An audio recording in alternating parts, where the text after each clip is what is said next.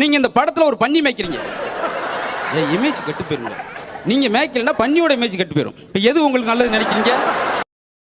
என்ன செஞ்சாலும் பிடிக்கலைங்கிறான். சோறாக்குறது பிடிக்கலையா, குழம்பு வைக்கிறது பிடிக்கலையா, ரசம் வைக்கிறது பிடிக்கலையா, தினைக்கும் குழம்புலே தானே சண்டை வருது. ஆமாப்பா, ஆமா, தினமும் குழம்புல தான் சண்டை. இப்ப நம்ம கல்லை தூக்கி மேலே எறிகிறோம்.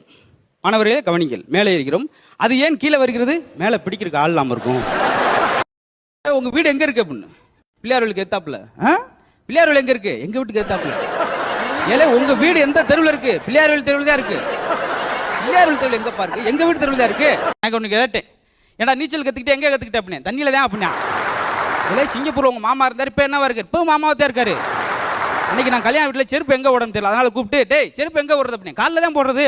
அப்பா இந்த காக்கா கத்துனா விருந்தாடி எல்லாம் வீட்டுக்கு வருவாங்களாமே, அப்புறம் எது கத்துனா இந்த விருந்தாடி எல்லாம் போவாங்க?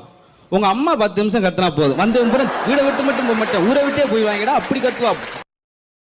கொஞ்சம் வயசாயிட்டே போகுது, நரைச்ச முடி அங்கங்க வருது.